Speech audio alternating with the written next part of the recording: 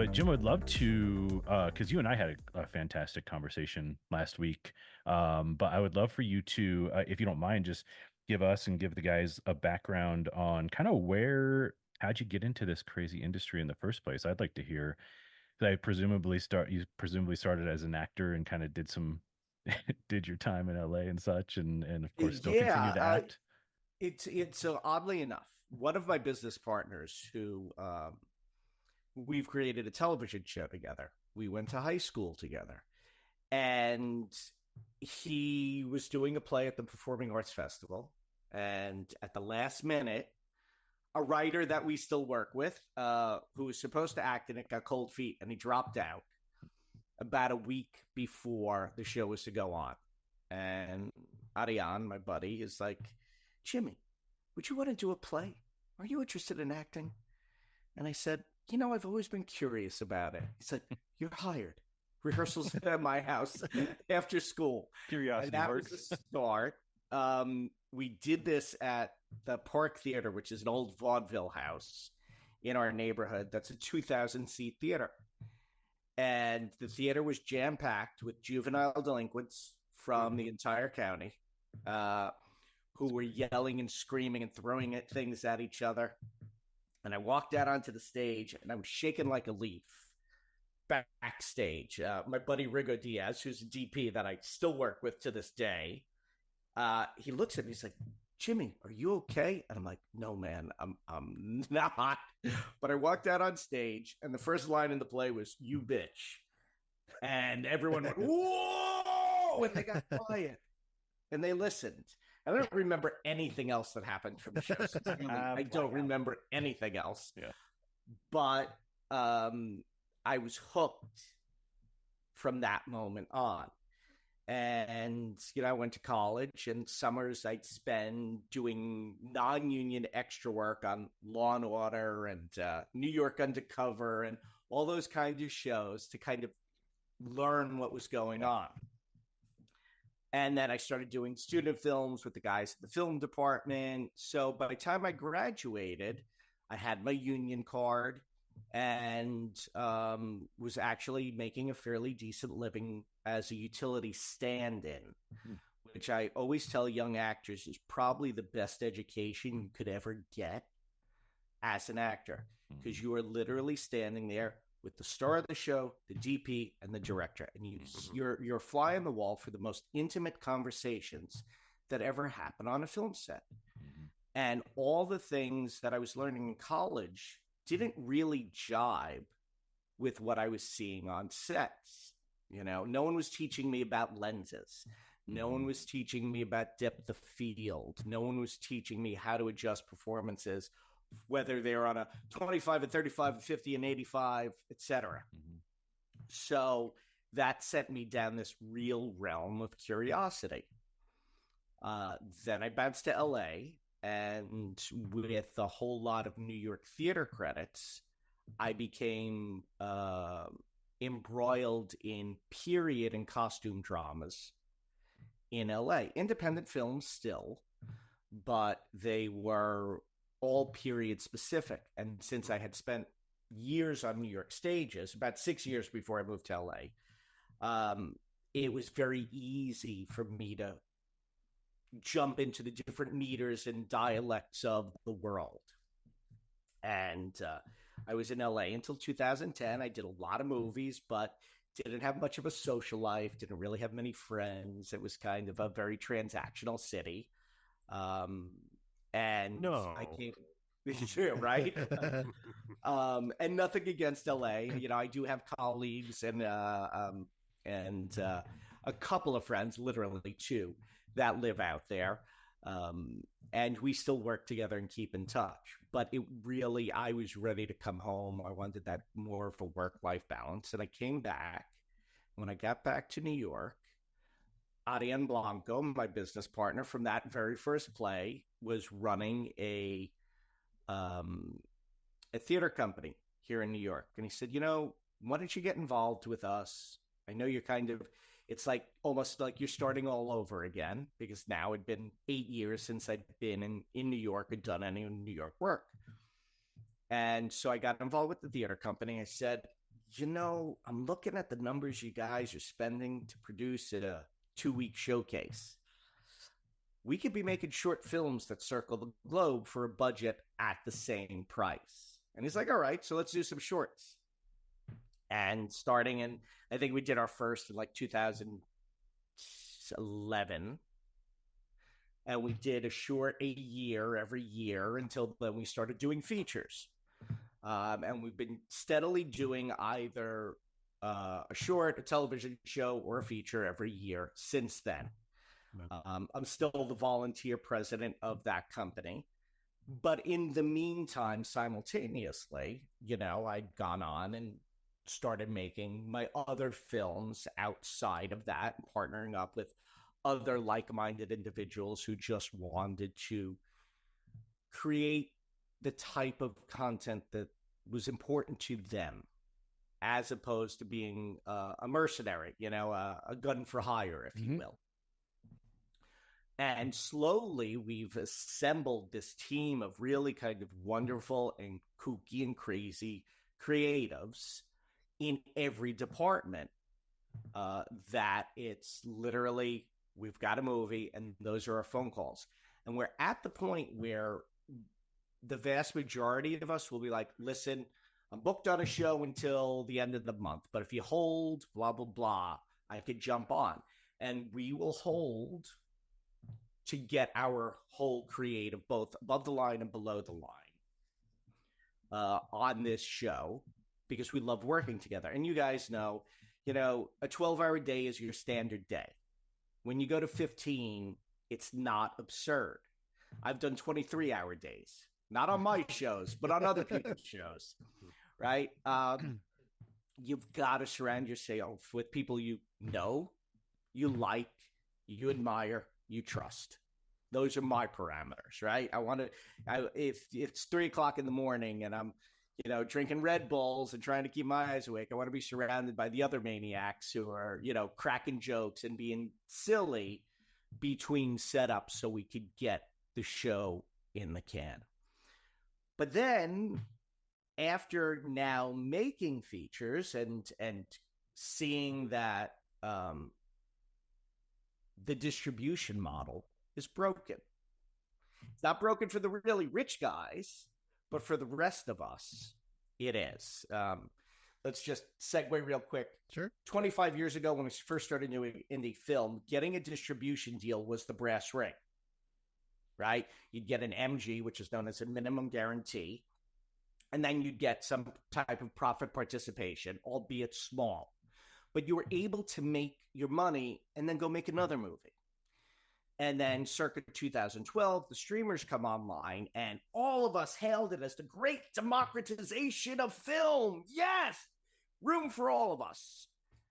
And yes, now distribution was easy, but now monetization of your film became impossible. And the very real numbers are Amazon for the $3.99 TVOD transactional video on demand, gives the filmmaker 1.98 cents. So just a little bit under 2 pennies is what the filmmaker is getting. Jeff Bezos is getting $3.97 on that transaction. He had nothing to do with the movie. He didn't, deal with all the hair-raising moments and the holy shit moments and the nervous breakdowns and this one got sick and this stunt went wrong and this effect cost us way more.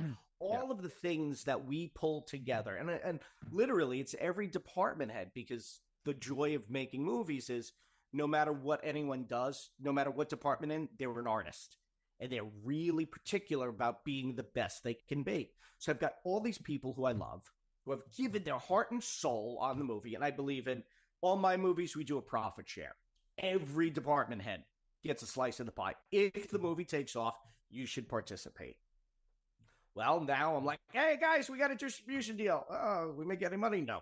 Okay. So after witnessing that and getting, let's just say, a little bit more than agitated, I hooked up with Mike Dinich and Max Marvelous over at Wealth of Geeks. who had said, we've been watching your movies, we've been, doing interviews and reviewing your movies for some. We'd like to get into the movie business. And I have this terrible, terrible habit. Whenever an opportunity comes my way, I tell the truth. And it usually blows up the opportunity, right? So I said, you're going to lose your shirt if you do it. The only way that we can make movies and be profitable is you need to control the distribution in the movie and you need to control the marketing.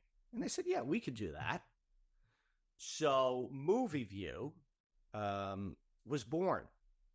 And our whole thing over at MoviVue is we're paying the filmmakers a minimum of $1 a stream. But even more so, unlike Amazon or Netflix, who only promote their big ticket items, we get behind the movies that go up on the platform. We get press on them. We do podcasts talking about them. We support them fully. We get involved with their social media. We give them stuff that they can then promote. It's more the way it was when, indies first started coming along in like the late 80s, where a distributor really backed that movie. We want to get back to that, where we're not looking to have 10,000 titles on our platform. We're happy with 10 titles that we could fully get behind. We're doing 90-day agreements as opposed to filmmakers being forced to sign away their rights, for 5 years or 7 years. When I first went down this road, I had a lovely little Native American ghost story called Splinter on the festival circuit. And, we were fortunate enough to play all the really big fests, the Fright Fests in London and the Fantasia, right? These big festivals. So I made a lot of friends with horror filmmakers that I thought, oh my God, this movie is the cat's meow. Oh wow, this is smart. This is scary. This is riveting. So I've kept in touch with all of those guys. I called every one of them and said, hey, we've got a new platform. We're paying real money. We'll get behind this film. And literally every one of them were like, yeah, we signed their rights away for 5 years. I'm like, oh, all right, cool. You making any money? No. And they're all kind of, I don't want to say bitter, but they're disappointed that they made this brilliant film and the distributor's making money and the exhibitor is making money. But trickle down economics does not work, right? It doesn't trickle to the filmmaker.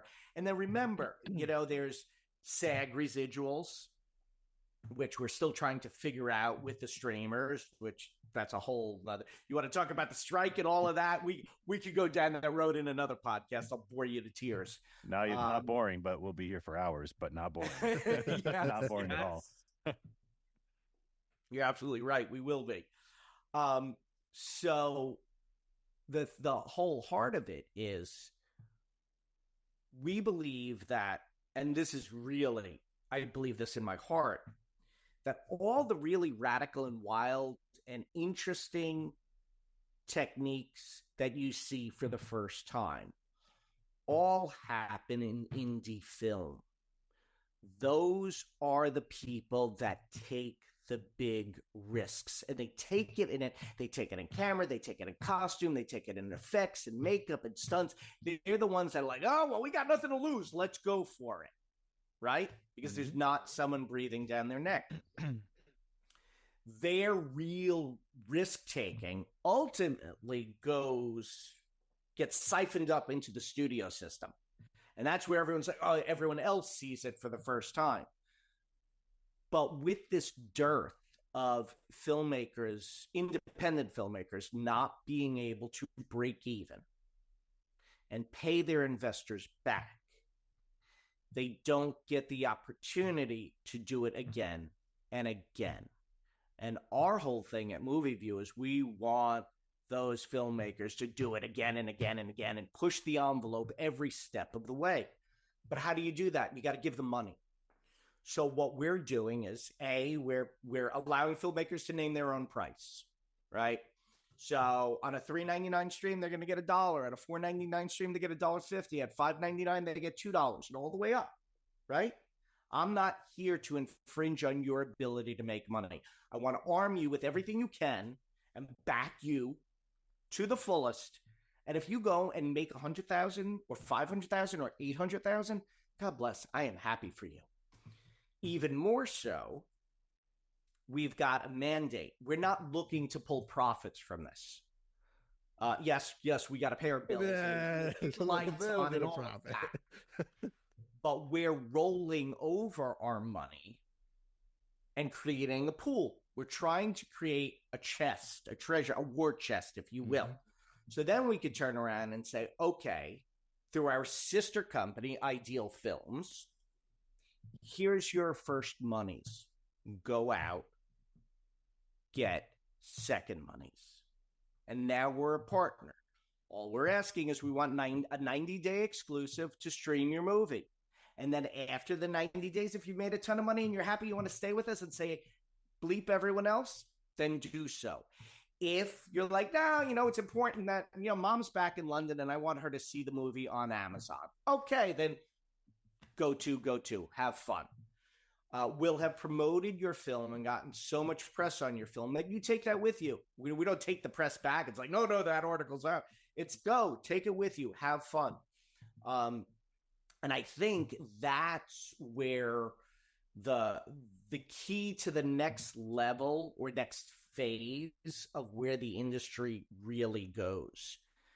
Because I had a conversation with a mentor of mine who said point blank, the debt overload in the studio system is hovering about 1.25 trillion right now.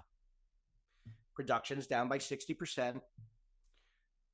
Theatricals are in and out in a heartbeat. And who's the number one film right now?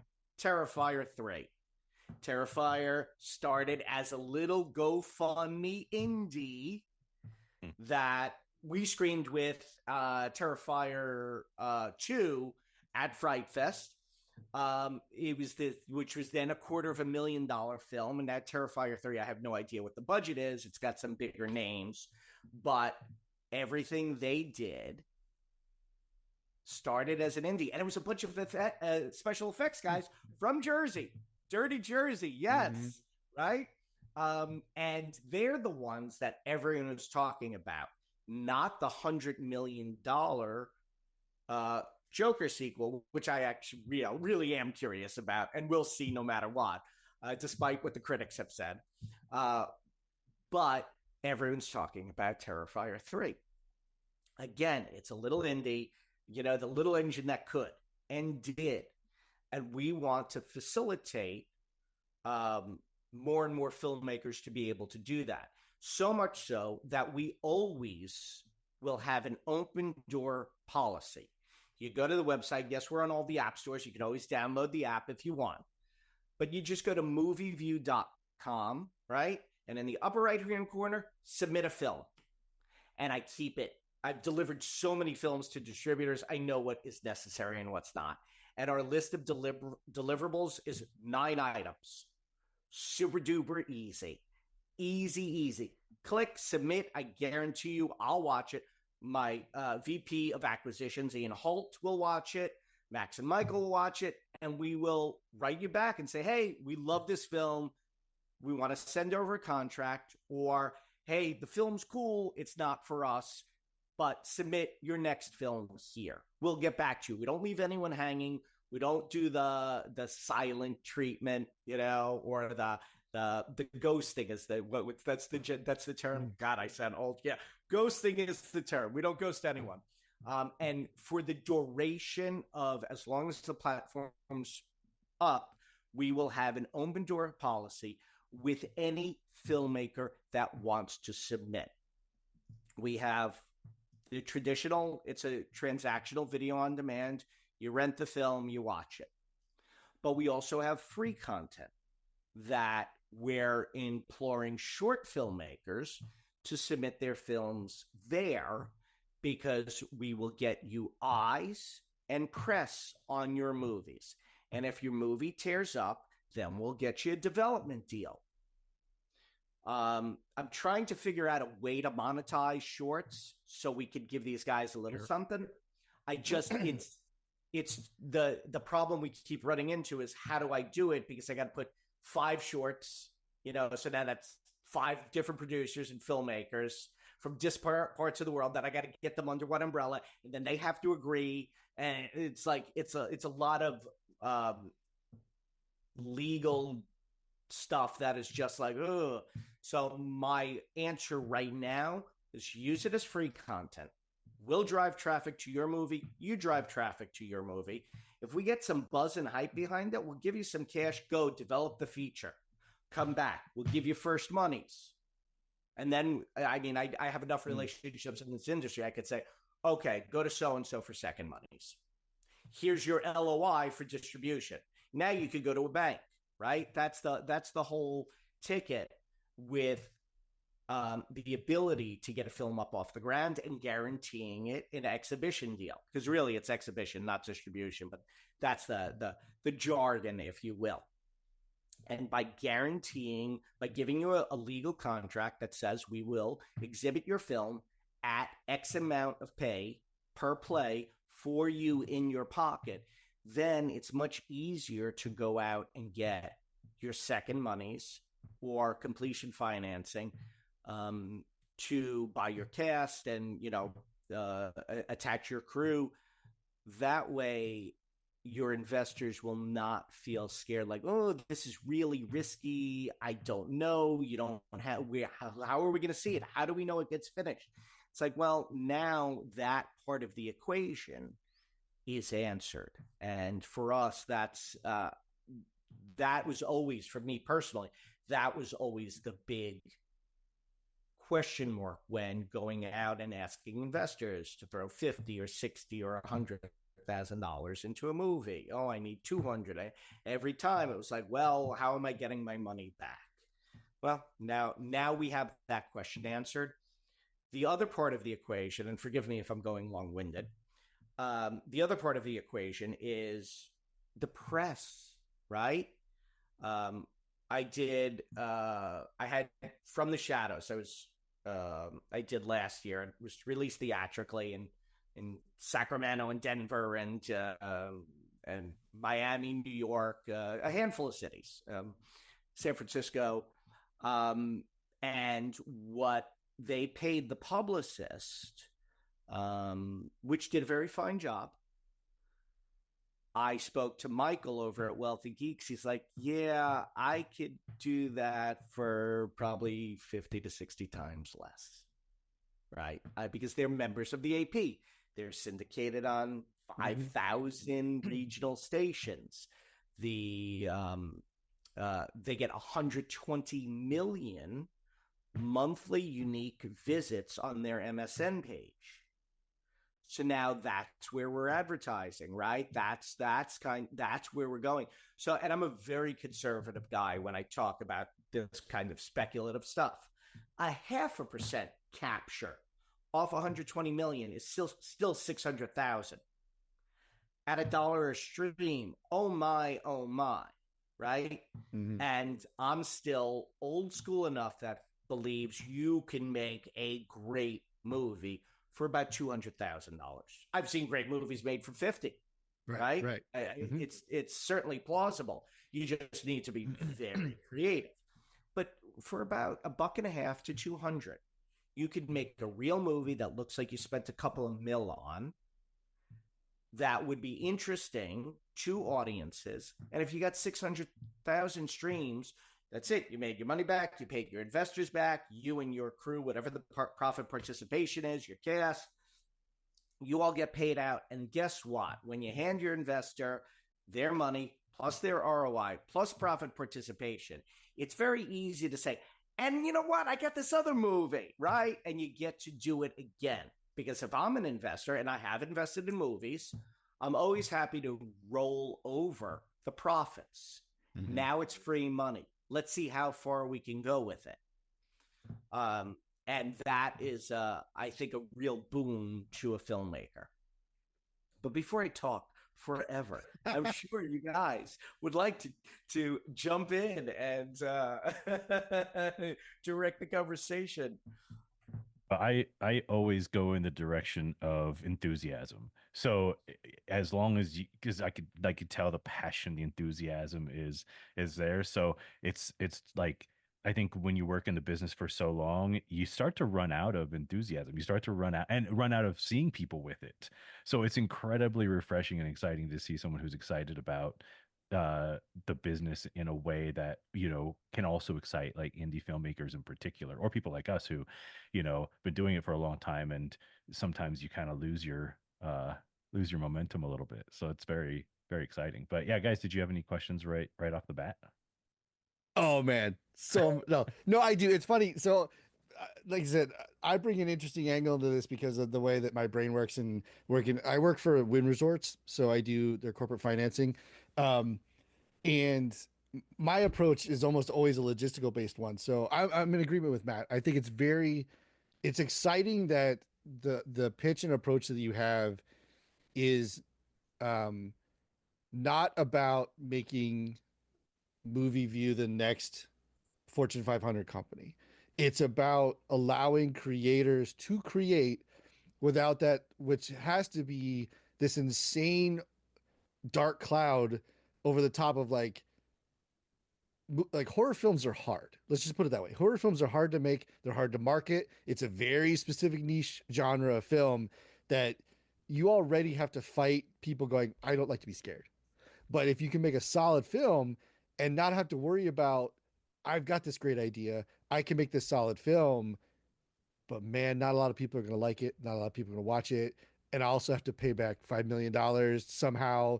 And if it doesn't go the paranormal activity route or the It Follows route, if it doesn't get like Terrifier 3, if it doesn't hit this amazing market and skyrocket through the roof, it's negative. It's you're done, and then you're considered a failure, and you're done. So I'm really encouraged and excited to see that you, as a business company, as a business model, have said, listen, we will keep the lights on, and we will allow you to have the showcase, and we will promote our own showcase because it's a little self interest involved. So our job is to show movies, so we will also take the onus of then promoting said movies, so you do come watch them, which would be awesome. And then but then that second step of being like, we realize that we are not the creator. We are the vehicle to move it. So as the creator, yes, you should receive a substantial earning from your creative work. And that's where I think it's great. And that I am excited to see um the stuff that comes out from it, because like I said, movie fan this way, logistical side this way. We were talking earlier. I'm curious about your video on demand, the actual service and the cost of the service, because I caught how you said if it's they charge $4, they get $1. They charge five, it's 150. So there's obviously a cost gap in there that you are trying to make up for, and I think it's an extremely reasonable gap, to be honest. Like a $3 change between shifting the cost of view and the cost kickback to the creator, I think is a reasonable. So that's nice to know that there's that little number is in there, because it can't be, right. We'll be honest that if you're running a business, you're not running a charity, you're not running a nonprofit organization, it's a business. You've got servers, you've got people, you've got the cost to distribute, you've got the cost to market, you've got, just like how the movie has an AD and a production designer. When you do marketing, you've got a graphic designer, you've got UX, you've got to pay all that stuff. So I know that there's cost in the middle. It is encouraging that it looks like it's about 25% that to kick back versus the, like we were joking earlier. I watched a movie last night on Amazon. It cost me 350, knowing that like 2 cents went back to the original source is really disheartening.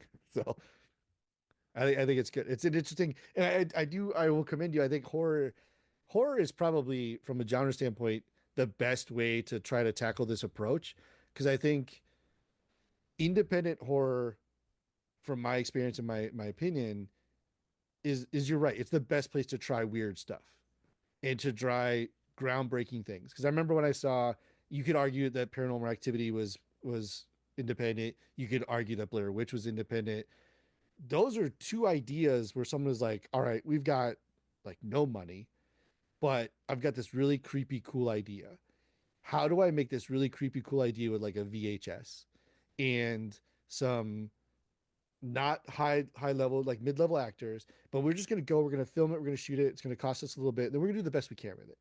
And Blair Witch obviously skyrocketed, like 237 insane. million Yeah, worldwide. and why I think, where I was going to tie that with what you're doing, is part of the reason that that movie and Paranormal did so well, and why Terrifier is doing so well, is because when Blair Witch came out, people thought it was a documentary, It because was the marketing that when it was made that marketed, movie. they did Yeah. not. This wasn't a film. Found This was like, footage. we found this. Yeah, right. It's found footage. We found this footage, and when Paranormal came out, it had that same feeling of like, you know, this is like that, because like the Ghost Hunter TV shows and stuff were becoming hugely popular and famous. I just saw for Terrifier 3, and it was came up on my Instagram and stuff like that. They have barf bags that says, due to the nature and violence gore of this film, this is being provided like for your comfort and safety. Now, whether or not the Love movie it. is that bad, it doesn't matter, because now it's out there in the ether that like this movie is gonna mess you up. And now try to take that type of a feeling and that type of an energy and apply it to like a sappy drama. No, it's not. You're not going to go into a theater and the theater's providing you, a box of Kleenex, be like, listen, you're going to cry a lot, you're going to miss your mom. Like, it's not like, there's no way. People like to be scared, people hate feeling like garbage, so nobody wants to go to a theater and have this like crappy emotional release. They want to be scared. So horror is a great way to promote independent stuff, in my opinion. And I think what you're doing is great, of being like, you know what, we could lean into it, or we could like lean into it. We're going to promote you. We're going to make sure you get paid. We're going to make sure that we cover our nut, but then we also give you the ability to do it again. Because I think somebody has a great idea, and then they get scared by the fact that there's like, I'm a filmmaker, not a finance person. So why can't I do this and not worry about this part? And you guys have kind of bridged that, or shortened that gap a little bit. Like, you can do this, you need to worry about this, but not so much. Like, you're not gonna mortgage your home and then show up in two theaters or get booed at a festival. You know what I mean? Like, you don't have to be like, oh, no, just scared about it. Right. Now you hit on a lot of really wonderful points. Okay, so first, although horror is a niche, Yeah, they are the coolest and most loyal audiences in the world. absolutely. I've done the horror conventions, right, to promote other movies that I've been in, right? And the fans are just so cool, right? They come, they hang out, they talk to you, they share their experiences with you. They want to be a part of this community. And horror, unlike any other genre, is the only genre that can cross cultural and linguistic barriers. Oh yeah. It doesn't matter if you're from Peru or Siberia, Mexico City or Rome. You all speak different languages, but scary is scary. I saw the original Ringu, the Japanese version, Yep. right? I mean, literally, like, terrified. That movie scared me. And yes, the Americanized version was a good movie, but I preferred the original, right? In its original content and language. It's the thing that it brings us together. You know, comedy is, everyone loves to laugh, but comedy in France is very, very different than comedy in America, than comedy in South Africa. So by sticking with the horror genre, we allow the movies to actually catch wind with the Bangladeshi audience, right? The Indian, the Nepalese, right? The Vietnamese, the Korean. Like, it doesn't matter, right? It's like, ooh, that's kind of creepy. That gives me chills. I'm like, it's a very universal thing. Oh yeah. That's one. Two, the only other movie, type of movie or genre of movie that also crosses cultural barriers are action films. But action films are so expensive to make that you need a ginormous budget and a ginormous star to back them. Now, some of our movies have stars and some of our movies don't. You don't need a star in a horror film to make it successful. You need a great movie. You need to be able to scare people or to creep them out, but you don't need a star. Well, it's always better. Yeah, it is. Yeah, because you're absolutely right about that. Because here's the thing: I don't want to see the star. I want to see Catherine, the character, or Meg, or Sam, or whatever their names are. Right? It doesn't matter. I want to see the character in the world that you have now transported me to, and I've committed to spend the next 90 minutes to 2 hours in your world. Mm-hmm. I don't want to see anyone else. As far as the paranormals and the Blair Witches, I went through, so Ricky Masler, who is the casting director on Paranormal, I went through callbacks on that movie. At that time, I do not exaggerate, it was a $10,000 film to be shot in 2 consecutive weekends in a house that was being short sold due to the financial crisis down in San Diego. Yeah. Right? That's what it was. Yeah. Now, Oren Peli, the director of that, the guy he chose for the role was, this kind of Euro trash guy. And I'm like, I totally get it. I would have cast that guy too.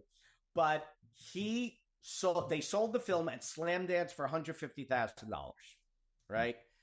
Which is huge. You make it for 10, you sell $1.50. That's a 15x. If you're on Wall Street, you're a superstar, right? Mm-hmm. He gets to do it again. But he's smart enough to say, I want a screening on the Paramount lot. And you invite all the people with deals on the lot to the screening. Because the original plan was they bought the film, they were going to remake it with stars. Sure. That was the plan. Mm-hmm. Mm-hmm. So then they did the screening and people started walking out of the screening. So now the acquisition execs are sweating a ball going, shit, I just lost my job. What's going on? Oh, everyone's leaving. And they started asking people like, yeah, it's a little too creepy. I don't want to have nightmares. And then all of a sudden it was like, whoa, maybe there's something to this. So they did one public screening for free at the ArcLight Cinemas on Sunset Boulevard. And as with Los Angeles, anything that's free is going to get a line. Mm-hmm. So, this is like 2008 or 2009. I'm at the day job bartending, and my girlfriend she goes to get tickets, stand in line. I get a text from her. She's like, "Yeah, there's all the tickets are gone. They're asking me to sign up for a list." So I'm like, "Sign up." So she signs up, and then they send the email or the Facebook post. I forget which it was. That was if you want to see this movie, sign up and we'll do another free screening. And within 3 weeks of that initial free screening, they had the midnight showing every Friday and Saturday night at the ArcLight. Mm-hmm. Then within a month, it was the 11, the 12, and the 1 a.m. screenings at the ArcLight every Friday, Saturday, and Sunday. And then they started getting this platform theatrical release where they were opening region by region by region by region. And ultimately, in their initial theatrical, did I think $103 million at the box office. Yes, the studio did sink some money into the sound mix and bumping up the picture and all of that. But it was still a small film that was just shot very smartly. And here's a little bit of crazy trivia. If anyone's ever seen Rosemary's Baby, there is a scene where Ruth Gordon is on the phone. But the framing of the shot is a wall in the foreground in the left half of the frame, and then 10 foot back, Ruth is on the phone, and it's static. Now, there was a huge fight on set between Polanski and the DP on that. of why would you frame this? This makes no sense. And Polanski's like, I'm the director, just do it. Lo and behold, when that movie screened, you know what everyone's reaction was? They thought they were going to see Around the Wall. So, of course, I was not even born when the movie was in theaters. I had only seen it. But here in New York, during the summer on Monday nights at Bryant Park, they do like a giant outdoor movie and they play classic films, right? And it's like a drive-in, but you sit on a blanket instead of a car. Yep. You're in a park. So Rosemary's Baby is one of the movies. I go with a bunch of my buddies and I'm watching. I've seen the movie like a dozen times already. So I know when the scene's coming up. And I swear to God, everyone does this looking for it. And that's what Oren did with Paranormal. People that were like, oh, he put a camera on sticks and didn't even cut.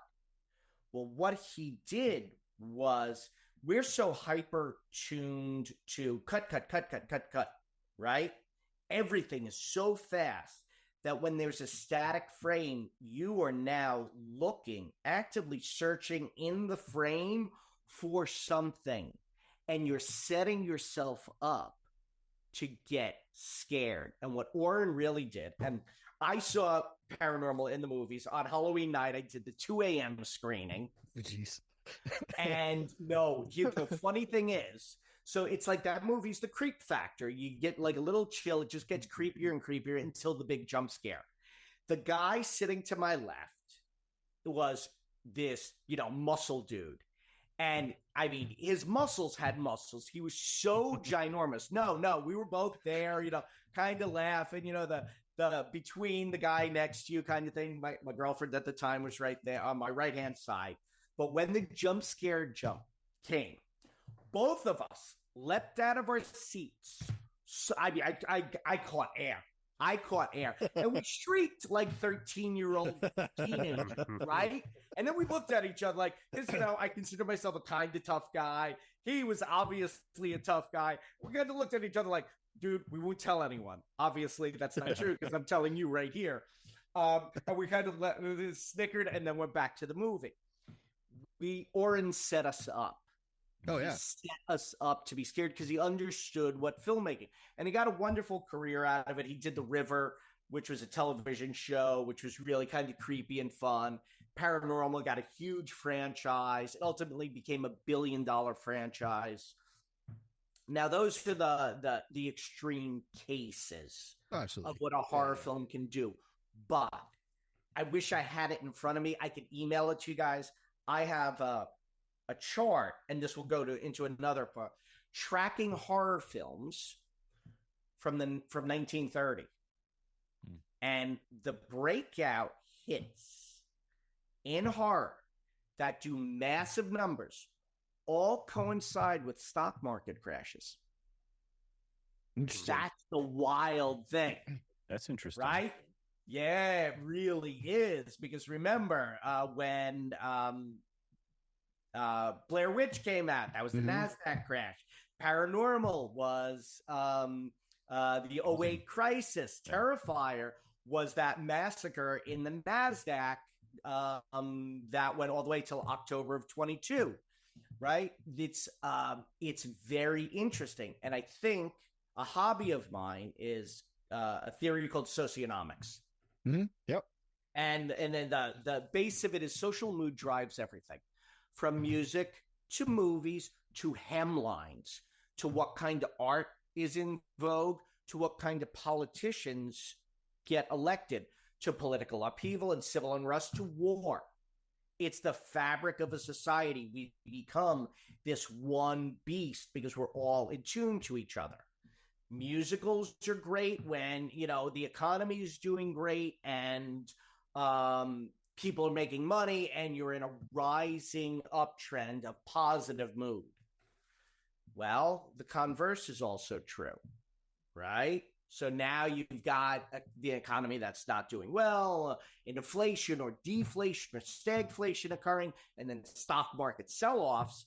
For some reason, people want to be a little bit more like, well, it's almost like you go to a fantasy world. It's like, okay, I have problems. but there's not a dude with an axe chopping up my like his problems are much worse than mine because he just literally lost his head. Yeah, that I'm not at rock bottom. That guy's at rock bottom. I'm still. Really. It's like getting that reverse like pillow of like, listen, it could always be worse, man. It could always be worse. At least my girlfriend didn't turn into a demon and kill me like that. Yeah. Speaking of which, just side note, I forget what's the theatrical ending to Paranormal Activity, because I've seen so many versions of it over the years. Like, what was how did it actually end? I think it ends with the first movie. How did it end when you first saw it in the theater? Because there's a version like where he gets ripped out of the door and then she slowly walks out the front door. Are you talking about how does the Paranormal Activity 1 end? Yeah. Yeah, I think the very first ending. She wakes up, walks outside, he's still asleep, and then he like gets yanked out of the door in pitch blackness, and then credit.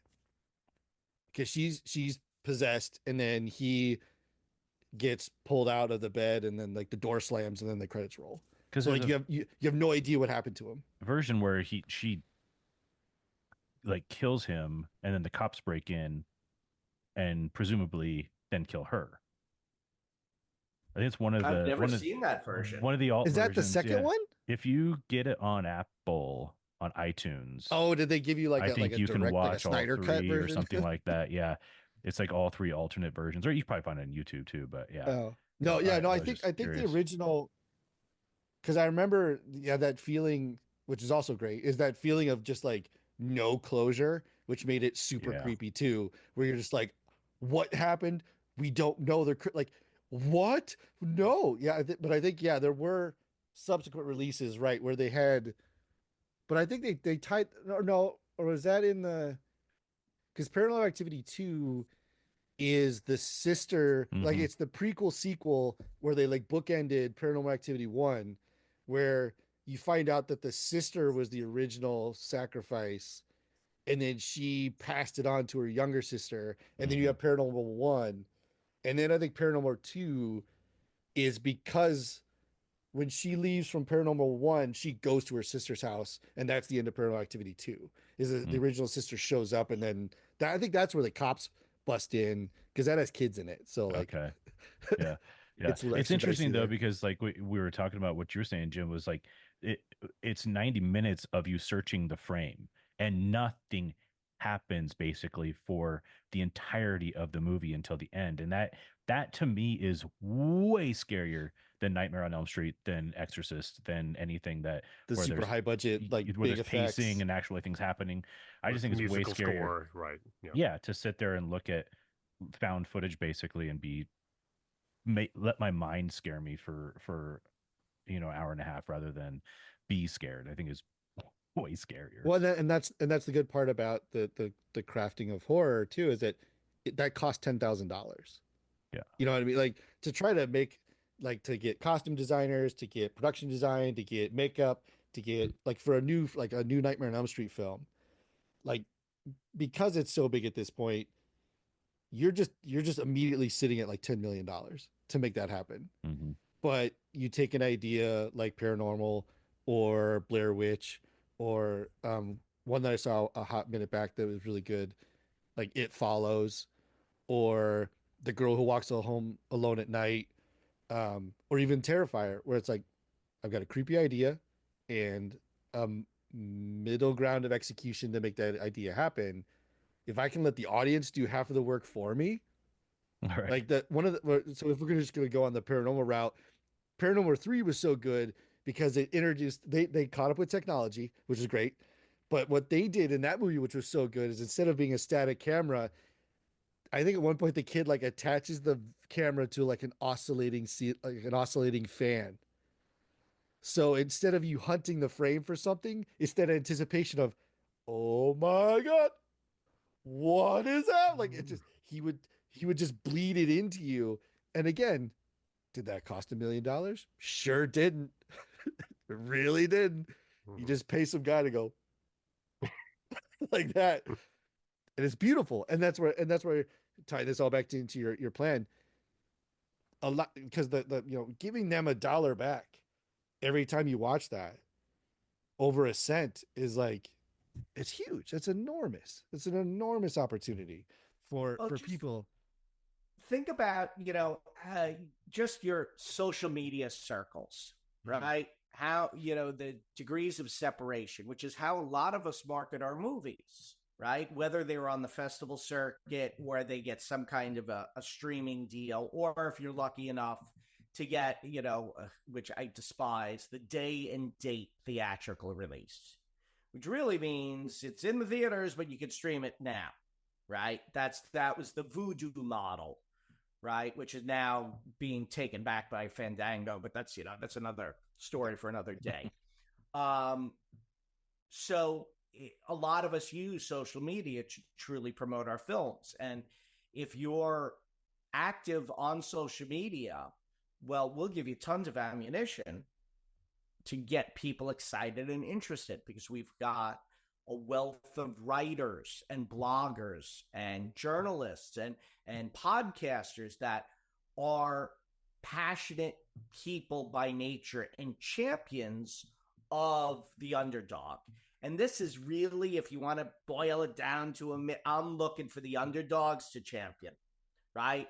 The real creative cats that, like, I'm going to do something so radical, it's going to blow your mind. I just need one person to commit to showing it for me. I'm that one dude. I'm happy to take a risk. I know AI is a very bad word for a lot of people, but I'm exploring that as well, because there's a group of AI filmmakers that are doing really interesting work. And the only AI platform out there, again, that shows AI films, pays them a penny a play. My buddy Justin Starhand, who's done some really interesting movies. We met on the 2013 festival circuit. We've been friends since. He's like, yeah, I'm doing some really fun stuff with AI, but no one's really showing it. He's like, you could have this because this is short. And the title of the film is Zenitheth. It's on the MoviVue platform. It's Salvador Dali smoked some weed and had a nightmare. It's really creepy and it's really fun, and my acquisitions exec is like, this is what we would have had on continual loop in college, just playing in the background at every party, right? There's no dialogue, there's great music in it, and the imagery is stunning. So I'm like, Justin, you want to put a feature into play? We'll monetize it for you and we'll promote it. He's like, I'm on it. Him and his whole team are now developing an AI feature. For those of you who are anti-AI, let's just be clear. It is not the removal of actors and costume designers and cinematographers and sound mixers. It enhances us. It allows us to turn a $30,000 film to look like an $18 million film. As we explain it to people who are like, oh, you're killing artists, blah, blah, blah. No. Because here's what happens. Nick, I'm shooting you on a subway. I still need hair and makeup to make you look good. I still need costuming to make you look cool. I still need production design to make the train look like it is whatever, 1978 or 1987 or whatever it is. I still need camera to shoot you. I still need sound to record you. And I still need a director to orchestrate how it comes together. And I need a producer playing ringmaster, organizing everything. The difference is I shoot you on the subway and then I put it through Unreal Engine or another. I'm not promoting any AI platform or the other. No sponsors. Right? And now it's not a subway. It's a carriage ride into the mouth of hell. So AI took over everything else, but it's still the artisans and craftspeople that built it to then put it on to give it that V16 engine of power to drive it into the next world. those of us who do embrace AI understand it is 5 to 7 years away from where you think it is today. Right. Right? Everyone thinks, oh, yeah, it's like I could just do anything. No. For the actors out there who are concerned, oh, my God, you're taking my jobs, I would never dare. I'll let you punch me in the face before I take a job away from an actor. The human element is what connects us all. And that is only done through an actor's instrument with the dialogue and the dialogue that the writer has provided and the world that the director and the department heads have created. We need the human touch. We go to movies, even though, and goes back to that bear market horror film comment, the zeitgeist of the era is how we want to feel. Because, if you guys ever read The Kid Stays in the Picture, the Bob Evans biography, Paramount at the time, this is going back to Rosemary's Baby, was the 28th studio out of 28 studios. It was owned by Gulf Western, a big publicly traded corporation. And they wanted to sell the studio, sell all the assets, and turn the land into high rises. Because if you've ever been to LA, Paramount's right in the heart of it all. And they had a patsy lined up in Bob Evans. They're going to let this actor, because that's what he was, run the studio. He'll run it into the ground. But the difference is actors know people. Actors are the only people I've ever met. They can have the same conversation with a homeless dude as with a billionaire.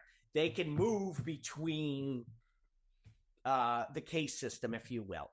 So he had lots of friends, Roman Polanski and Jack Nicholson, and they made the mantra, we're going to make movies that make people feel. And, during his tenure, we got everything from Rosemary's Baby to Love Story to, to The Godfather, to Apocalypse Now, to Cotton Club, The Getaway, these iconic films that are still of Chinatown. If you watch The Offer, the making of The Godfather, there's a little inside baseball humor, like an exec comes and replaces him for a period. And he's like, who wants to watch a movie about water? Water rights. This boring shit. It's Chinatown. It's Chinatown, mister. What are you doing? Right? It's brilliant. And it's a wonderful peek inside, part and parcel of what is going on right now. Corporations have taken over Hollywood. And as a result, they're making decisions by the finance guys, not the creative guys. Both are needed. Both are valuable. But you got to let the movies that get made by the creatives, because they're tapping into something that the vast majority of us feel but can't articulate. Mm-hmm. And whenever the finance guys get too involved, you get atrocities, strong word. It's a fun word. But like Heaven's Gate. I'll allow it. Right? Yeah. If you've ever seen the director's cut of Heaven's Gate, which is the Michael Cimino film, same guy that did Deer Hunter and Year of the Dragon and oh God, I'm drawing a blank on a couple of his other films. But he was brilliant. And like Deer Hunter, it was epic. Heaven's Gate was the American West. The studio cut it down to 1 hour and 45 minutes. And it was a conjumbled mess. The critics killed him. They nearly killed his career. Well, 20 years later, Cannes decided to screen the director's cut, which was 4 hours and 45 minutes. And of course it won the Palme d'Or, and the vast majority of film critics and film lovers consider it one of the greatest movies ever made, topping Orson Welles' Citizen Kane. So if you can find it, I would highly recommend it, and you can watch it in hour chunks the way you binge television nowadays. I consume so much content, 5 hours watching TV. is really not a big stretch for me. Sure. Well, to that point, I feel like in the past, guys could maybe make that thing and then the interference would come in after it's shot. But now, with corporations and like money people running it on the front end, they can't even shoot what they want. The script gets screwed with before it's shot. Like, I feel like now it's like, oh, we got to check. This is our demographics. We need X-Wing in it. We need Chewbacca. We need, we need this, check all these boxes. And so then before it's even made, it's already been tampered with so much that it's like, who's this for? And creatives are going, okay, fine. I guess it's a paycheck now. Oh, well. And on the other side too, I think the finance guys can ruin it by greenlighting something that's absolute garbage that's supposed to make money. That just makes no sense whatsoever. Like, especially we're talking Had about no script, or yeah, just like, exactly. here's a title and here's a release date. Somebody figure it out. Let's go. Yeah. So that's where it all kind of goes off the rails. I think it's funny because I remember watching, I watch it probably more frequently than I would admit, but like Entourage is, I love that because of the inside baseball that's in there. And the conversation then, which was like mid 2000s, was the studios were all run by lawyers. And so now it's all run by finance because at that point in time, it was the rise of the superhero movie. We were starting to see Marvel become its own thing at that time. And so that was a lot different. And then they started to say, oh, well, we can make $1 billion on Iron Man 15. Let's do that. And even though no one really wants to see another, Iron Man. So now we're bringing Robert Downey Jr. back to the MCU because, he died previously, but he's a cash cow. So there's just a lot of things that happen that are just that money based program as opposed to what's going to really make somebody think. What's an original IP that we can put out there that's not based on something that we've seen before? No, 100%. Yeah, because you mentioned the debt, $1 trillion debt in the production industry, and That's like crazy.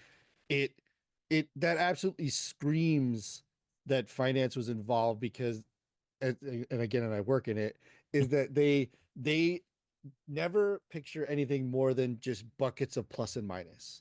And if they say to them, it's never should we make this movie, it's can we make it? And if we can make it, how much into the positive does that put us to cover up the negative that came from this other one? Not realizing that the negative they made from the other one was that exact conversation a year ago, where they're like, hey, can we make this movie to put us in the positive to cover up backwards? And it's this cascading negative effect of like, and oh man, I had a very lengthy discussion about Star Wars with somebody the other day, and it was like the latest three, 7, 8, 9, 100% felt like somebody sat down in the studio and had two charts of like, this is how much we owe, and this is what we project we can make.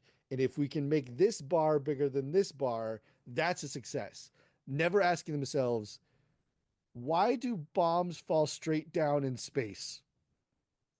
They never ask the creative question. Why, Irrelevant. it's irrelevant. It's just, if I produce this, will it make the $2.1 million that I lost on this other film because I took a stretch?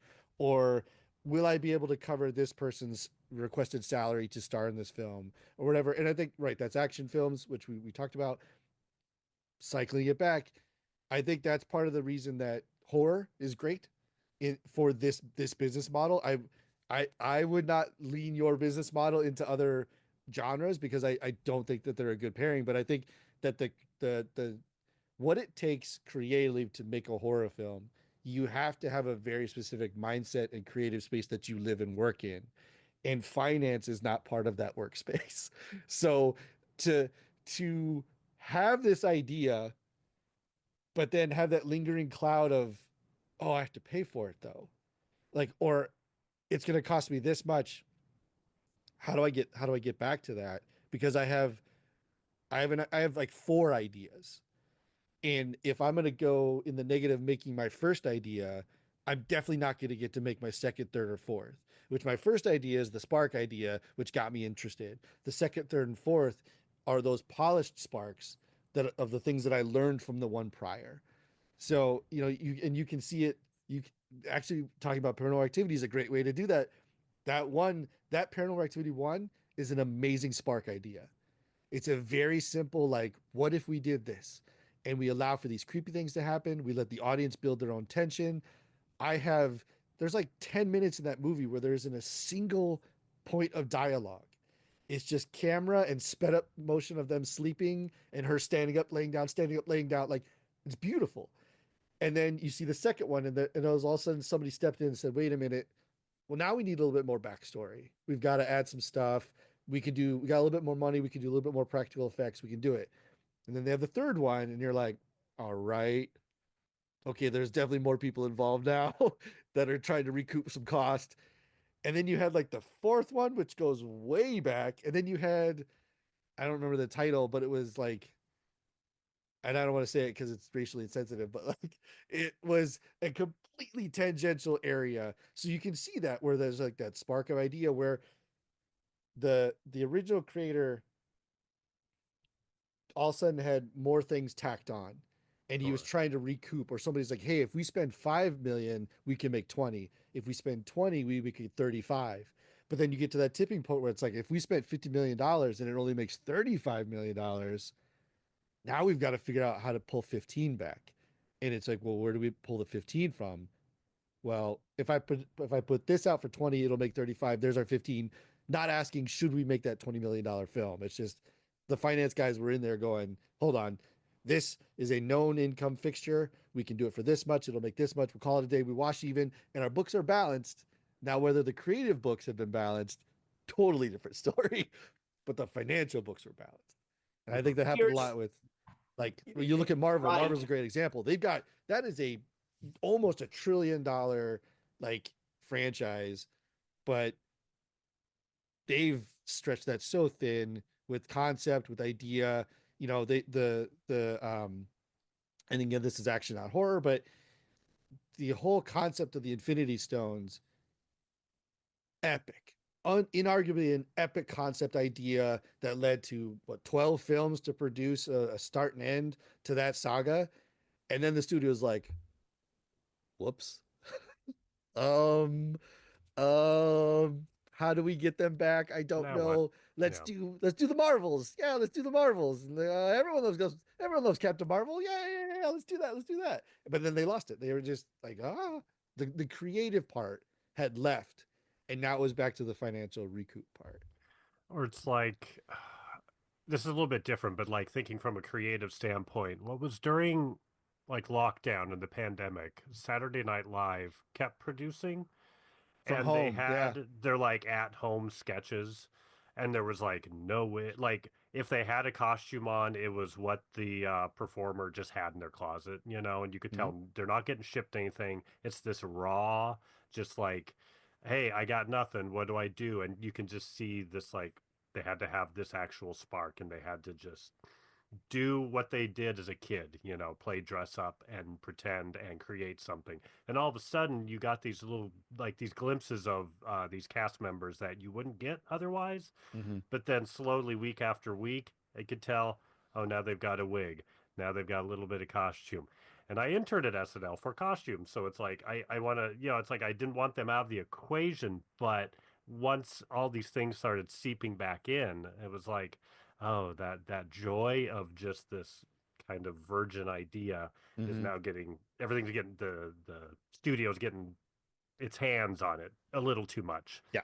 And so certainly these big franchise things, that's what it is. Yeah, you go back to whatever that raw idea was. We can't help but like ruin it. Yeah. Because too many cooks get in the kitchen and then money gets involved. And so I do like having a platform that's really like encouraging people from the ground up, that then you're going to get these nuggets, these wonderful little nuggets that might not be polished, but you're going to get great ideas. You're going to get amazing shots that maybe haven't been done yet, or ways of shooting something. And like you say, then that gets funneled up into big movies, and directors are taking it and running with it. Um, yeah. Well, you get Like that. something that hits 10,000 impressions, 50,000 impressions. 100,000 impressions if it takes off, or higher, sky's the limit, right? Then as a creator, knowing that your effort for let's just say 1,000 impressions, which is a low number in the video on demand market, 1,000 impressions is $1,000 back versus 100 or 10. No, 10. 10, yeah, Actually, $10. yeah, it's something like 9.98 or something. Yeah. So I am not a content creator. I've got two great movie ideas, and I know this, and I've got my two ideas. And if I were to be able to leverage them and produce them, I would 100% be encouraged by your platform to be like, you know what, I will take that risk, because for me, that, to be completely honest, that is my number one roadblock right now. Is I may have a great idea, but I know that the startup to get there, to get it done, to get it out, to hope that the one of my two ideas gets me back to making feel accomplished is way too high. That roadblock is way too high to get there. But with your platform, knowing that like the onus is then on me, like I am controlling the fate of my own money effectively, knowing that if I produce good work and something creative, that creative will lead to impressions, the impressions will lead to pay, which will then lead to something else. Whereas in the current market, I have a great idea. If I put it out there, maybe I'll get picked up at a festival and get like a spot of cash. And then maybe I like to look at things from both sides. Maybe I have a pile of garbage, but somebody pays me $200,000 for it. I just made $200,000 for a pile of garbage. Or I create a hit, I made 200,000, and then the studio just took home 100 million. Like, how does, where's the motivation to then work harder the second time? Because like, even as an individual person, that you are not as smart as the current studio system. So even if you think you've learned lessons on that next attempt, you still don't know the lessons that's going to stop them from paying you 200 and them taking home 100 million. That's what your platform is encouraging to that. For all of the logistical concern of creativity, the finance part being removed, I think, should be a huge boon to creative staff. And also knowing that their own success in that nature of finance is their own responsibility. If they produce something good, it will be watched, and then they will see the payoff for it. Versus, I've produced something good, I hope somebody buys it, and then I hope somebody watches it, so that that studio comes back to me again and says, do you have more? Right. This is a little bit heady and philosophical. Smack me if you must. But there's an old proverb that a teacher looks at his student and he says, if you tell me there's a stick, I'm going to hit you with it. And if you tell me there's no stick, I'm going to hit you with it. What do? You break the fucking stick. Yeah. That's what you do. You break the stick. And I think at the end of the day, this is what collectively artists across the gamut need to do. Break the stick. Break the yoke. Because truly, and I don't want to get political, but we've descended into an oligarchy here. And there's just a handful of very, very powerful men that own it all. And they siphon everything from you and then give you crumbs and say you should be thankful. Mm-hmm. Fuck those guys. Sincerely. All of them. The way you get your movie, and to any of the filmmakers out there who are in your same sentiment, Nick, of I got a great idea, but I just don't have the cash. I don't have the ability to pull it off. I say this. There's a old adage that all guys, even big guys or successful guys, say, I do one movie for the mortgage. I do one movie because I owe a favor, and I do one movie for passion. Mm-hmm. You help out your other filmmakers get their movies made. And then when you're ready to get yours made, you call in all of those favors. Sure. And not everyone will pay it back. You'll remember that dude that didn't pay it back. You will. You'll never forget him. But most do. I am always paying back favors. I do it happily. I love being on set, so going and helping out someone's movie. It's not like I'm digging a ditch or unclogging a toilet. I'm making a movie with someone. But I'm always happy whenever anyone calls, Jimmy, I need a favor. Yes, I'm there. What time do you need? 6 a.m. call? Okay, fine. I'll be there. Because I know when I got to go get my movies made, I get to call them and say, listen, I need you and your camera department. I need you for 3 nights. When can you guys do it? All right, we can, the end of the month, we can come on board. And now I've got a skilled camera department that I can bang at this sequence, which, might be blowing up a car, in the swamps of Secaucus or in the Meadowlands, right? It's like, we got to get this shot quick, guys. That kind of thing. Because film is one of those businesses that it truly takes a collaborative effort from disparate souls to come together to serve one mission. Now, I did 6 films with this one filmmaker by the name of Lou Pappas, who passed in 2019. Lovely, lovely guy. And we would, every time we made a movie, he'd turn, it's like, into the breach once more, the battle of never enough. And that's what making an indie is, because you'll never have enough time. You'll never have enough personnel. You'll never have enough money. You'll never have enough equipment. It's the battle. But somehow, and he would always say it, and a lot of directors I've worked with over the years will say it, when I am at my most challenged is when I'm at my best. Mm-hmm. That's when it's like, I wanted this shot on a jib arm. I can't afford a jib. How am I getting on this shot? I was like, oh, well, let's, can we do a seesaw?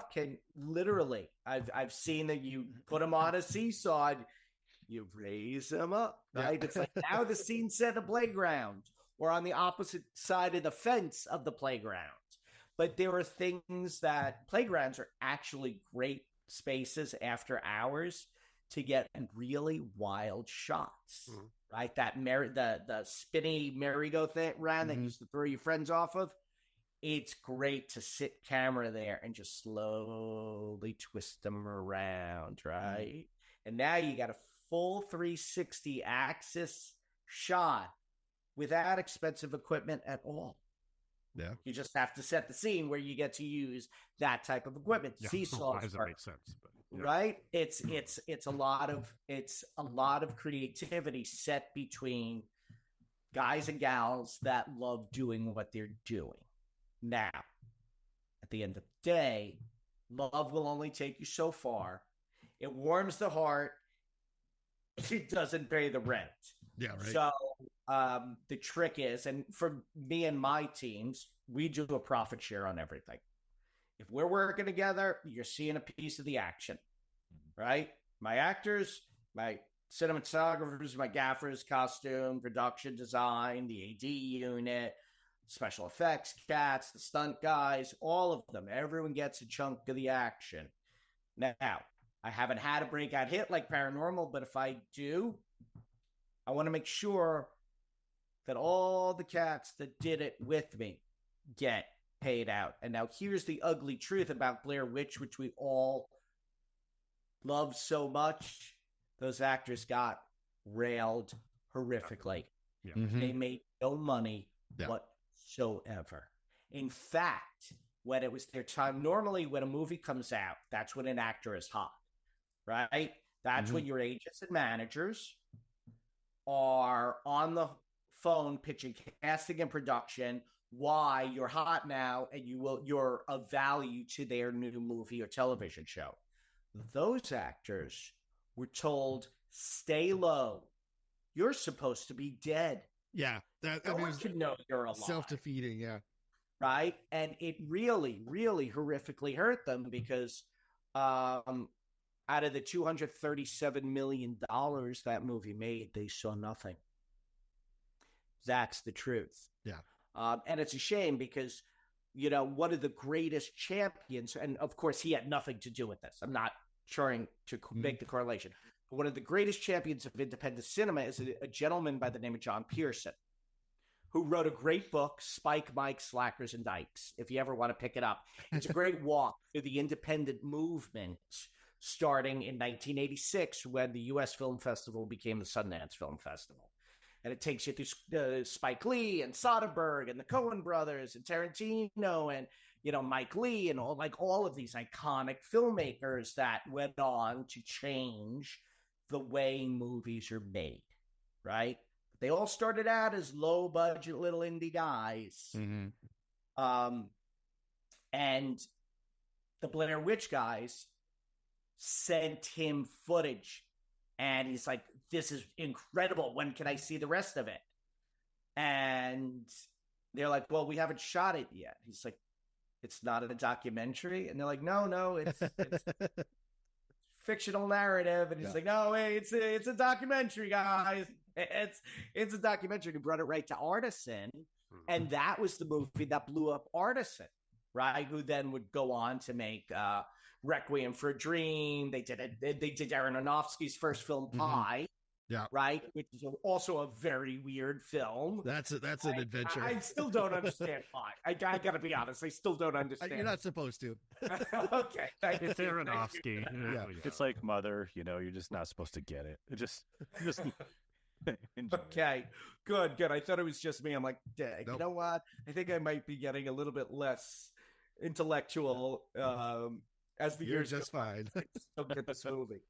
But, he's gone on to make some incredible films, Black Swan and The Wrestler, and films that are like, wow. Requiem's still too dark for me. I know people love it. Actually, my buddy Vince Gostini did the special effects on it, right?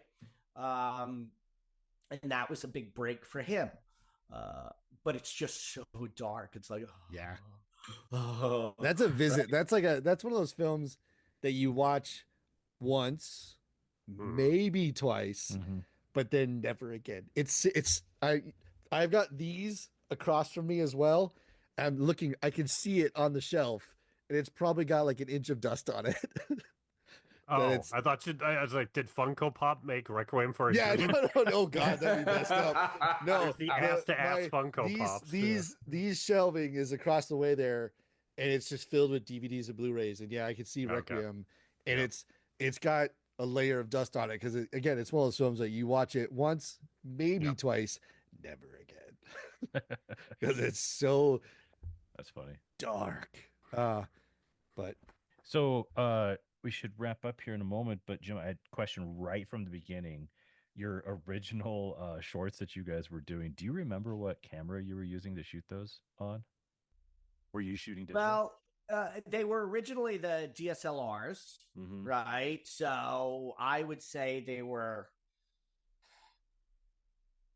maybe the Mark Vs and Mark 7s. Okay. Yeah. But I remember early on shooting short stat in Miami with Lou and them, and they were shooting with like the Panasonic Panny 100s and that kind of stuff where it's like there was no lens change. It was just like, all right, well, that could change. The technology has grown so quickly and incredibly that I think it's fantastic that it could make anyone, literally anyone with a phone now, can make a movie, right? Yeah, you could put an anamorphic thing on your on your phone. On the new iPhones, yeah. I'm one of those guys. I'm not on the festival circuit that much anymore, but when I do go to festivals, I see everything. I'm one of those guys that see 12 to 15 features and 35 shorts in a week. And I all day long, every day, and I'm very happy to do it because I'm seeing really interesting stuff. But more importantly, I'm seeing stuff from the world that is completely foreign to me. I Peru. I've never been to. So many places around the world, and these films walk me through their world and their life, and I get to live with them for whether it's a 12-minute short or a 90-minute feature that I really love, and I'm grateful that the technology allows these filmmakers to bring those movies to the festivals. Now we have an outreach to bring them to the platform so they can show us this, a Nepalese film that I'm going after. It's just I'm trying to get in touch with the filmmaker because it's a haunted house story, but it's set in a temple that's 2,000 years old. And I'm like, oh, this looks so good. I'm like, and he's got no U.S. distribution. Sure. And I'm like a little stalker. I'm emailing him, hey, come on, buddy. We want to show your movie, right? So we are trying to go after a nice like a subgenre of foreign horror films, and let's see what they do. Because remember, America is every ethnicity and culture that exists in the world. There's an audience out there for your movie. That's it. Let us bring them back home, right? I've never seen a Nepalese film, but I'm sure there's a lot of Nepali families here in America that are like, I'd like to see a ghost story from my own culture. Mm-hmm. Right. Well, even that, like you said at the very, very beginning, scary is scary. That's right. It doesn't matter what language it's in. Even what did I watch? The Orphanage, which was originally a Spanish film. That was almost better because I had to read the subtitles, because as the tension is on the screen, and I love subtitle films now as an older person because I've learned I can speed read, which I had no idea I was able to do, because you force yourself because you want to read so fast, but then you want to see what's happening. And The Orphanage was so good because if you change the music a little bit, it's not a scary movie, but you're creating your own horror while watching it. And again, that's a thing that's universal. Scary is scary. You don't need to understand a single word of dialogue, but that there's something in the shadow that nobody wants to see, but you really want to see it, but you don't want to see it, but you really want to see it. Just so you can feel better for a second, because you're building up your own, and you want it. And it's great. I would love to see, even just because of the nature of, like, in America, we call them cryptids. There's like the Sasquatch and the La Llorona, Loch Ness and monster, the Loch Ness monster. But like all cultures across the world have that concept. They have Chupacabra, the devil dog, all of it. The Jersey Devil, even Jersey has its own Jersey got one. Yeah, so it's like that other cultures have specifically really creepy stuff, and it's scary is scary. And it would be great primordial. To see it. It goes, it's baked in our DNA. Yeah, and like the universality of it, it's like the only other thing that would compare is like Buster Keaton or Jackie Chan. Just like physical stuff that you could just like see without sound. There's there are very rare things that will work even if you don't have subtitles. Right. I think more too, or less why figure out or a foreign film, for international, let's call it that, is so much scarier, like the original Japanese Ring, or if something like Parasite. I don't know that world. I've never lived in Japan. I've never lived in Korea or wherever. But I've been to India, and I've walked around where there's Kali temples, and it's scary. It's so scary because you're in this foreign world. There's people saying crazy like chants and things. There's blood being thrown everywhere. It's terrifying. That's the same feeling that I get from something like Ringu, where I don't know this culture. Scary, but I'm also a bit of a fish out of water as a viewer, and that's wonderfully scary for you. And it just heightens the effects, I think, of the horror for sure. Yeah, because you're not comfortable in that world. If it's a U.S. story. Yeah, I don't.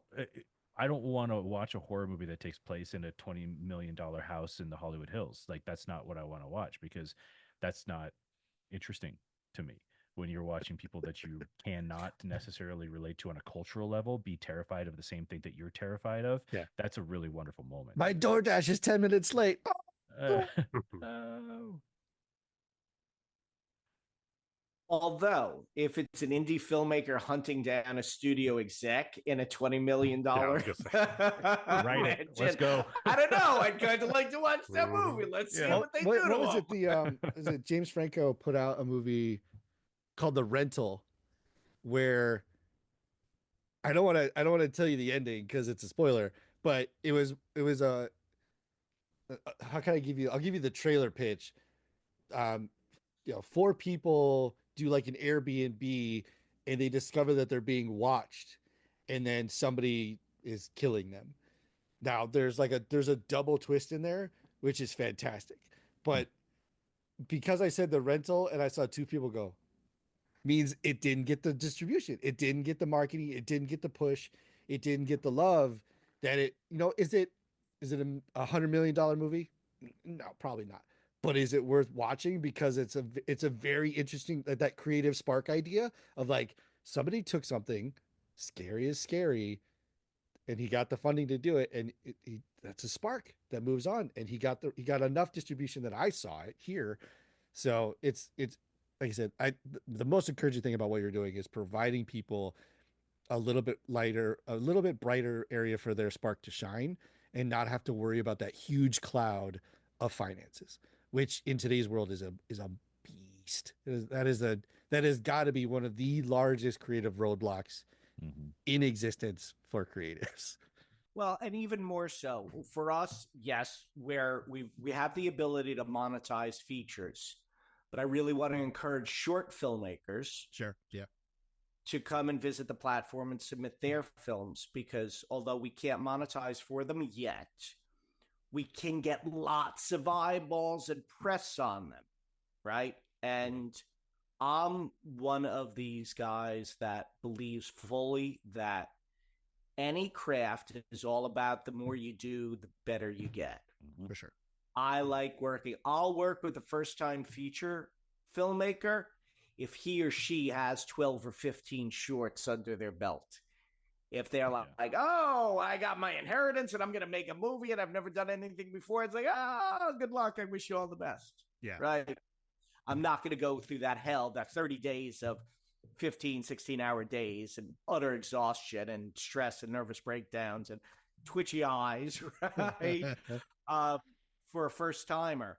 But the filmmaker that they've been steadily doing 2 shorts a year for 5 years, and even if they're only like $300 shorts, it doesn't matter. If it's a good little story, you've got the skills. You're ready for a development deal. And our long-term goal is we want to be a mini major, right? 25 years ago, all the studios had what were mini majors. They're independent label that just supported indies. They've all gone by the wayside. Marvel killed them all, right?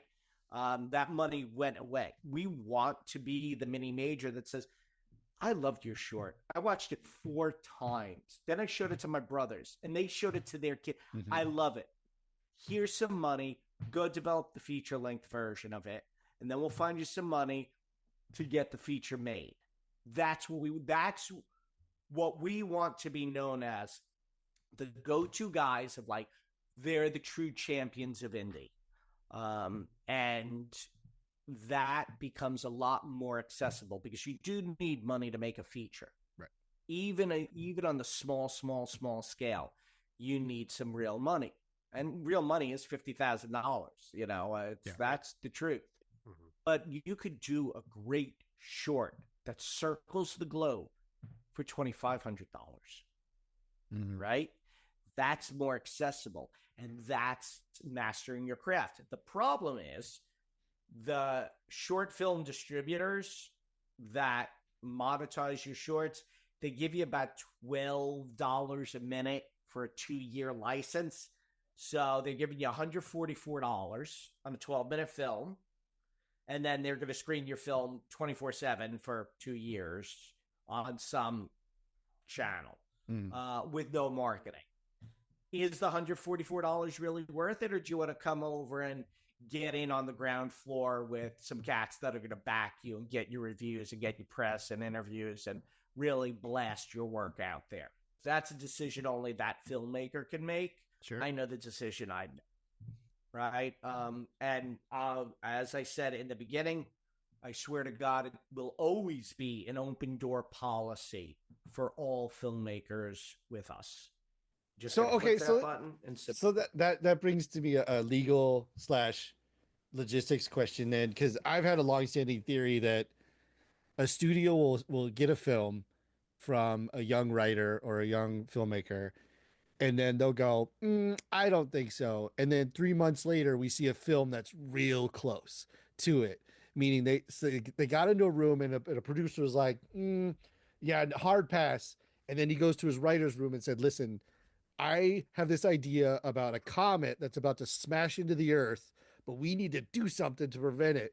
Isn't that Deep Impact? No. It's not a Deep Impact. It's this other one. We're gonna send miners into space to destroy it. Like, you can there's movies upon movies you can see where they're like within 6 months of each other are identically close. So my question about your open door policy is it kind of like a reverse NDA where if you see it and watch it and say no, that idea is dead with as far as your company is concerned. You don't have a pool, you don't have other people who are like, hey, I saw this indie film, and the horror was a murderous Subway sandwich artist, and then you're like, no, but then you talk to somebody, and then we see a Quiznos sandwich artist killing people. I know there's an ethical question in there, but I'm just curious. Yeah. Well, here's the easy answer to that. We don't have the pockets that the studios have to turn around to pull off that theft, which that IP theft is a very real thing that happens on a daily basis. In fact, I had a production meeting for my next film yesterday, and I was like, I need everything buttoned down as far as registration and copyrights with the Library of Congress and the Writers Guild before we share this with anyone. Yeah. Okay. So there's that. But if there's a movie that I'm aware of, I can't say the name. Sure. The producer was an ignoramus, to say the least. The director is a dear friend and a director that I've done many movies with. He was a gun for hire. He's like, this guy was just awful to work with. He wanted to play big shot and nothing else.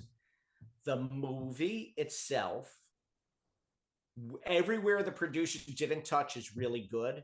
The lead actor in it is lovely and magnetic. And I'm like, this guy, we got to get this guy in another movie. Sure. Right? So I said, go back to the EP. Tell them if they want to redo this movie, we'll back them with some finance and we'll guarantee them distribution. But they have to jettison that idiot and his whole team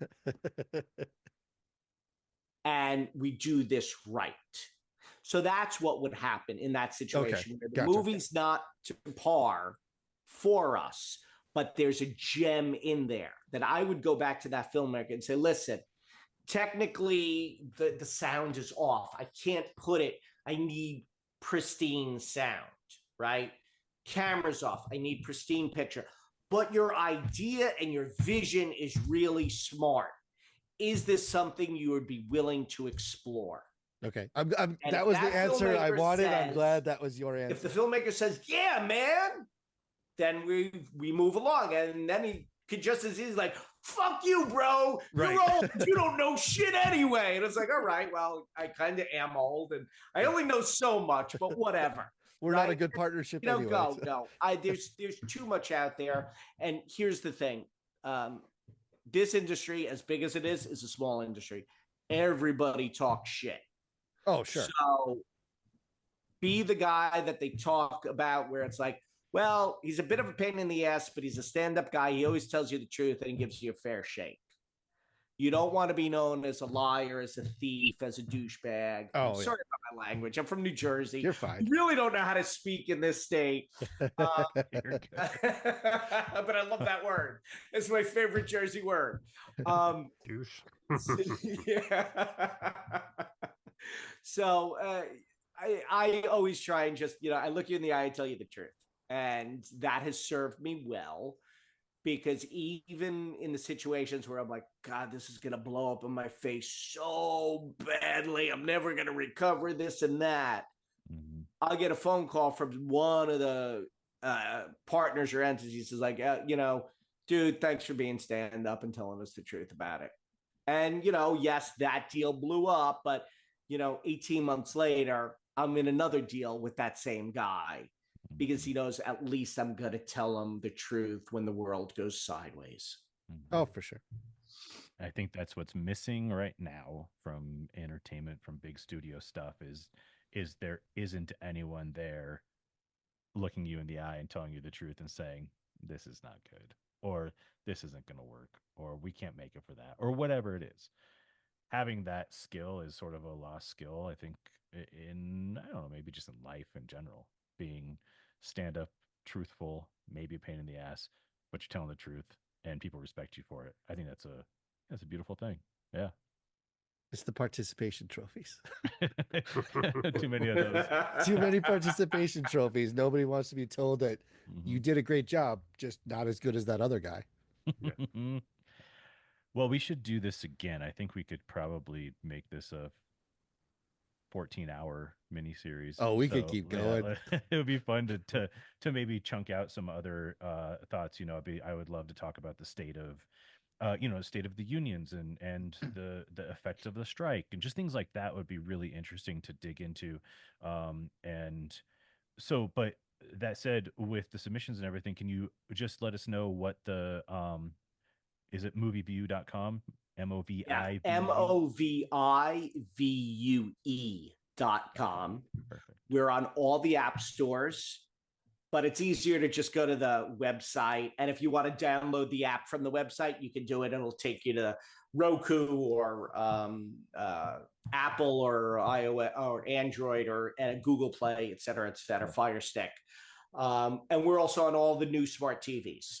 Okay. So it's easy to access us, and we're easy to reach. If you ever want to just reach out, I'm easy to find on IMDb or a simple Google search. I take strangers' calls all the time. I'm not a snob, except if you're trying to do some crazy scamming stuff. I'm wide open to you, as is my team. As far as continuing this conversation and hopping on with you guys again, I'm down whenever you guys are. Right. This is a fun podcast. I like you guys. Let's talk about, just pick a topic and we'll go to town on it. As long as it's, industry and movie related. If you're talking about, brain surgery, I'm not going to have much to input other than maybe I'll volunteer if but that's about it. Awesome. Perfect. Nice. Well, thank you so much. I mean, I really appreciate it. This was a lot of fun, and we'll have all of the links to everything down below, and so people can find you and submit their wild and crazy ideas. Awesome. Thank you so very much for having me today, guys. Absolutely. I really appreciate it. Thank you. Well, enjoy your Saturday. You as well, fellas. Will do. Take care. All right. Thanks a lot.